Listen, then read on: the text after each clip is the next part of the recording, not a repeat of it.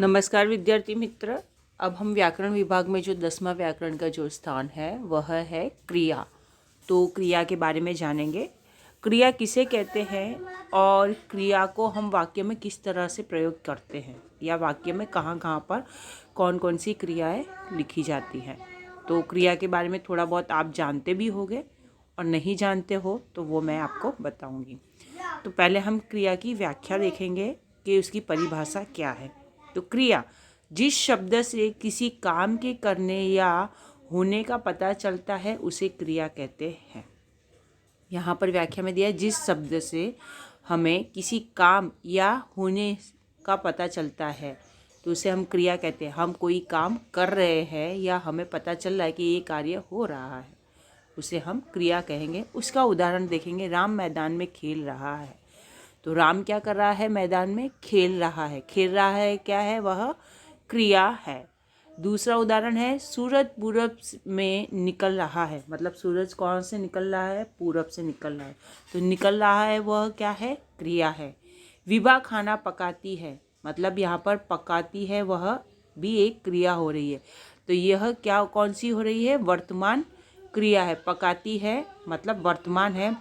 निकल रहा है वह भी वर्तमान है। खेल रहा है वह भी वर्तमान है। मतलब जो समय है उस समय में वह चीज़ हो रही है। इन वाक्यों में खेल रहा है, निकल रहा है तथा पकाती है यह क्या है? सारे शब्द वह है क्रिया है। अब इसका हम धातु देखेंगे क्रिया की। तो क्रिया की धातु की जो व्याख्या क्या है, परिभाषा, वह जानेंगे।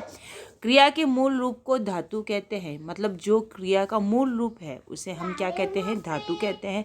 जैसे पढ़, लिख, चल, खा, बोल, आ, जा, ले, दे आदि।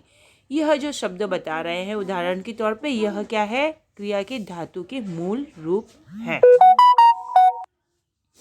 अब क्रिया के भेद हैं। तो क्रिया के भेद हम इस प्रकार है जो देखेंगे। व्यापार और फल के आधार पर क्रिया के भेद देखेंगे हम यहाँ पर। तो यहाँ पर व्यापार और फल के आधार पर क्या है क्रिया के भेद? व्यापार और फल के आधार पर क्रिया के दो भेद हैं। एक अकर्मक क्रिया और दूसरा सकर्मक क्रिया। क्रिया के दो भेद हैं, अकर्मक और सकर्मक। तो पहला है अकर्मक क्रिया। तो अकर्मक क्रिया किसे कहते हैं हम वह देखेंगे। अकर्मक क्रिया जिन क्रियाओं के लिए कर्म की आवश्यकता नहीं होती उन्हें अकर्मक क्रिया कहते हैं। मतलब जिस क्रिया का जो हो रहा है, मतलब जो क्रिया हो रही है उसके कर्म की कोई ज़रूरत नहीं होती, मतलब आवश्यकता नहीं होती, तो उसे हम अकर्मक क्रिया कहते हैं। जैसे बच्चा हंस रहा है, सूरज चमक रहा है, वृद्धा चलते चलते थक गई है। ये इन वाक्यों में हंसना, चमकना और थकना ये कौन सी क्रिया है? अकर्मक क्रिया है। मतलब इसका कर्म के साथ कोई भी आवश्यक नहीं है। मतलब कर्म के साथ कोई भी इसका जोड़ या तालमेल नहीं है। आगे देखेंगे दूसरा सकर्मक क्रिया। तो सकर्मक क्रिया किसे कहेंगे? जिन क्रियाओं के लिए कर्म का होना आवश्यक है। मतलब जो क्रिया हो रही है और वह क्रिया कर्म के साथ जुड़ी हुई है और जिनका होना बहुत ही आवश्यक, मतलब बहुत ही ज़रूरत है, बहुत ही ज़रूरी है, तो उन क्रियाओं के व्यापार का फल कर्म पर पड़ता है। मतलब वह क्रिया जो हो रही है उसका जो व्यापार, मतलब उसका जो है वह किसके ऊपर? कर्म के ऊपर उसका असर पड़ता है, इसीलिए उसे सकर्मक क्रिया कहते हैं। तो जैसे हम उसका उदाहरण देखेंगे। सुमन पत्र लिखती है। सुमन क्या कर रही है? पत्र लिख रही है। रमन कहानी पढ़ता है। बंटी दूध पीता है। और यहाँ पर क्या है? रमन क्या है? कहानी पढ़ रहा है। बंटी भी क्या कर रहा है? दूध पी रहा है। लिखना, पढ़ना और पीना। इन वाक्यों में क्या लिखती है, क्या पढ़ता है तथा क्या पीता है, प्रश्न पूछने पर हमें क्रमशः पत्र, कहानी, दूध, उत्तर मिलता है। मतलब हम जब प्रश्न किसी से पूछते हैं तो उस प्रश्न का जो पूछने का जो उत्तर है वह क्रमशः, मतलब हमें एक के बाद एक नंबर पर मिलते रहे तो ही हम उसे सही उत्तर मिलता है, ऐसा कह सकते हैं। यही पत्र, कहानी, दूध इन वाक्यों में विद्यमान कर्म है। और हम देखें तो पत्र, कहानी, दूसरा जो है, और तीसरा दूध। ये वाक्य में विद्यमान कर्म है, मतलब वाक्य के सही अर्थ में कर्म है, जो कर्म हो रहा है ना। क्रिया तो हो ही रही है साथ में, पर कर्म भी हो रहा है उसी वक्त, उसी समय। तो यह क्या हम इसको सकर्मक क्रिया कहेंगे, है ना।